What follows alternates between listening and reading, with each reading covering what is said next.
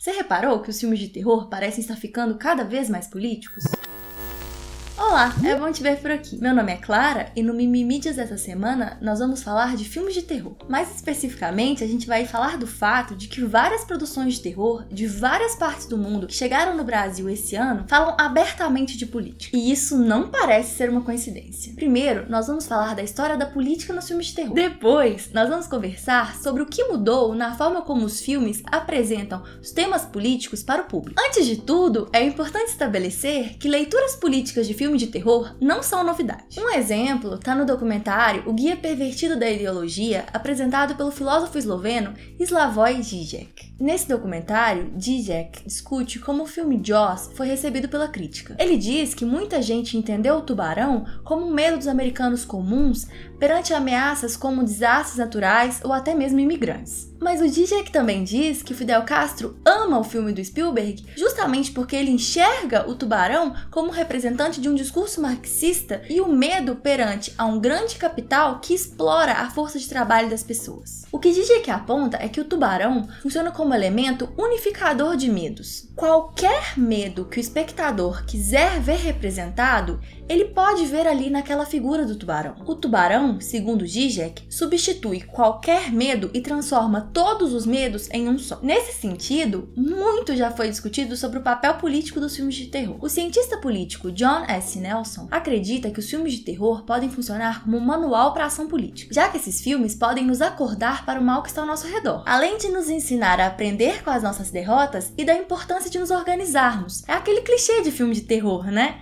Que sempre que alguém se separa do grupo, a pessoa morre. É importante unirmos e fazermos as coisas e pensarmos coletivamente. Além disso, os filmes de terror podem nos ajudar a reconhecer o mal que existe dentro de nós. Os filmes de terror seriam, de acordo com essa leitura, inspiradores de ação política. Mas não é sobre esse tipo de leitura geral dos filmes de terror que eu quero conversar hoje. A minha intenção não é tanto de tratar de filmes de terror que funcionam como metáforas, às vezes muito sutis, para medos coletivos, como é o caso do Tubarão. Minha intenção é discutir filmes que tratam de medos de origem política e que são historicamente localizados. E eles lidam com política de forma aberta, escancarada. E esse recorte específico vem do fato de que esses filmes têm sido sucesso de crítica e atraído muito público nos últimos anos. Um dos exemplos desse fenômeno é o filme Get Out, que no Brasil foi traduzido como Corra. Eu não assisti ainda. Tenho que ver. Que isso? Como assim vocês não assistiram? Não falam mais comigo!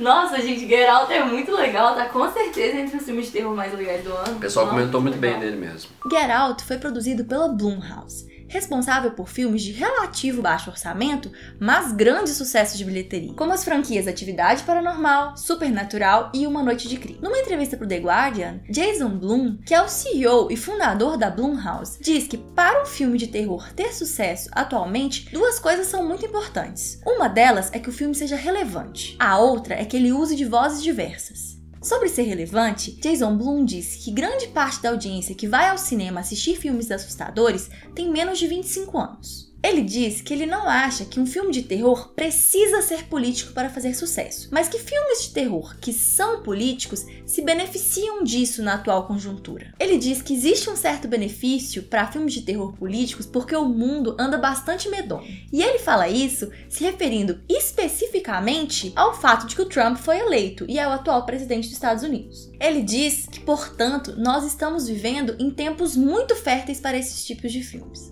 Quanto a esse uso de vozes diversas, ele parece acreditar que não é uma coincidência que diretores de grandes sucessos dos filmes de terror desse ano sejam de grupos politicamente minoritários. Jordan Peele, diretor de Corra, é negro. Shyamalan, que dirigiu Fragmentado e outros filmes de terror bastante originais, tem origem indiana, além de que os inesquecíveis Babadook e Raw foram dirigidos por mulheres. Segundo o CEO da Blumhouse, quando você está aberto para ouvir o que é que assusta pessoas diferentes de você, que são de etnias ou gêneros diferentes, você pode acabar descobrindo filmes de terror muito eficientes, já que ele, que é um homem branco, diz que o mundo já está saturado de histórias que falam dos medos dos homens brancos. Cemitério indígena. Cemitério indígena. Estranho, né? Cemitério indígena é um ótimo exemplo de medo de homem branco. É.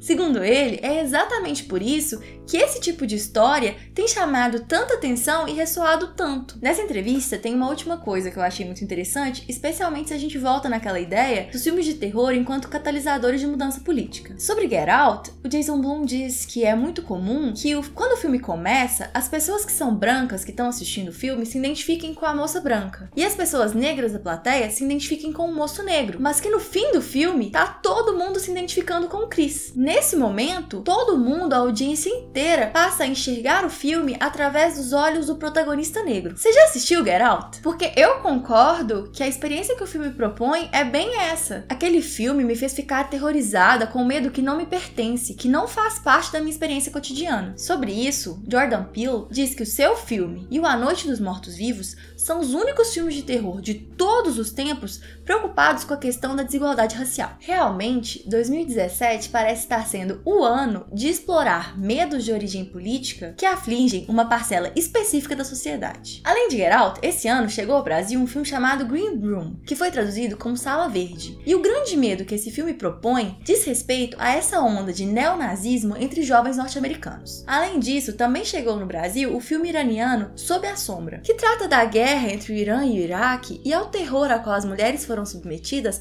após a Revolução Cultural no Irã. E também tem o Síndrome de Berlim, que dentro desse recorte geracional de pessoas que largam tudo para viajar o mundo, ele discute relacionamento abusivo, e o terror desse filme vem desse sentimento de posse que muitos homens têm com relação ao corpo das suas parceiras. Além disso tudo, tem um outro lançamento que chamou muita atenção com relação a esse recorte político, que é a temporada nova de American Horror Story. American Horror Story é uma série de terror de 2011, criada pelo Ryan Murphy e pelo Brad Falchuk, os mesmos criadores de American Crime Story e Scream Queens.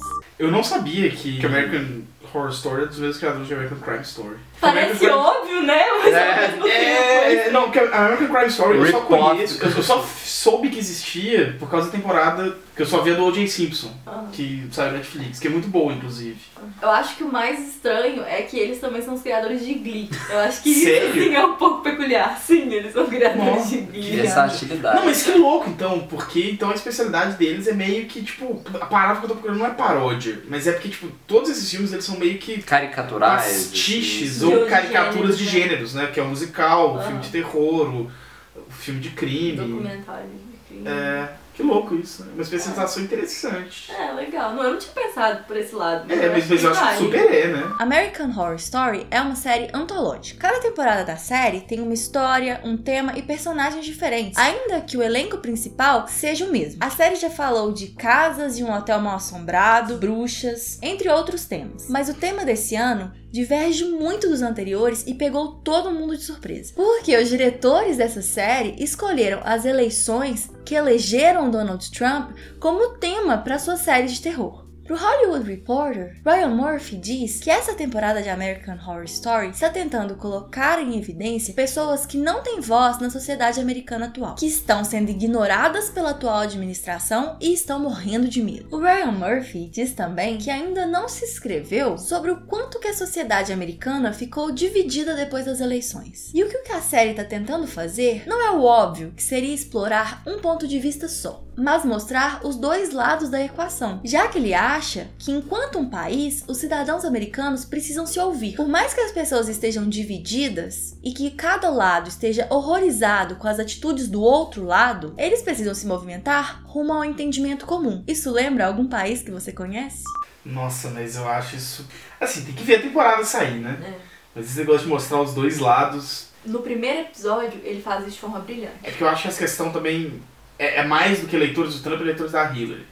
Porque, tipo assim, os opositores do Trump não se reduzem a eleitores da Hillary. Não, é claro que tipo assim, sabe, o Black Lives Matter todo não é um movimento de... Ao contrário do que o Trump falava, não era um movimento de plataforma de base da Hillary Clinton, pelo contrário. Essa moça, ela não é eleitora da Clinton, na verdade. Ela é esse estereótipo de, tipo assim, burguesia que odeia o Trump. Porque ela votou na Jill Stein, inclusive. Tipo, existia esse grande elemento de culpa. Porque, afinal de contas, se todo mundo que votou na Jill Stein tivesse votado na Hillary, a Hillary teria ganhado, né? Tá muito legal, por enquanto. Assim, o primeiro episódio foi ótimo, o segundo episódio foi... Mas assim, eu ainda tenho esperança. Mas é que eu fico pensando muito legal. Eu acho que dá pra ser feito, mas assim... O outro lado não é o nazismo. Isso é uma coisa que é bom fazer essa distinção, sabe? O nazismo é um extremo de outra coisa ainda, assim. Mas eu não sei. Não, mas eles estão pegando esse lado bem radical. Quando a gente tá falando da eleição do Trump, eu não sei o quanto é outra coisa não, velho. O exemplo de American Horror Story é especialmente interessante porque mesmo sendo uma série só, dá pra gente perceber no desenrolar dessa produção um movimento que o The Guardian descreve como um movimento comum das produções de terror contemporâneas. Segundo The Guardian, na primeira década desse século, a gente viu um mar de filmes de terror que pareciam acerebrados, que envolvem cenas de violência extrema com closes eróticos e cenas de sexo. Mas que nos últimos anos a gente tem visto um renascimento do gênero, com filmes imaginativos e inteligentes. É interessante pensar no próprio American Horror Story sobre essa luz. A primeira temporada, Murder House, se enquadra bastante nessa categoria de torture porn, com violência gráfica intercalada com imagens eróticas e closes sensuais dos corpos dos personagens. E agora a gente chegou numa temporada, esse ano, onde os produtores prometem abraçar esse aspecto político, parecendo propor uma perspectiva mais política, antenada e cabeça. Eu estou acompanhando a temporada nova da série e tô bem curiosa com o desenrolar da história. Você assistiu os lançamentos de terror desse ano? Tem algum outro lançamento que fale abertamente de política que eu esqueci de comentar? Como sempre, vamos continuar a discussão nos comentários. Se você chegou até aqui, não esqueça de deixar o seu curtir. E manda o link desse vídeo para aquele seu amigo que gosta de filmes de terror. Se você já é inscrito no Mimimídias, muito obrigada. Se não, se inscreva no nosso canal para ficar por dentro dos nossos próximos vídeos. Até a próxima!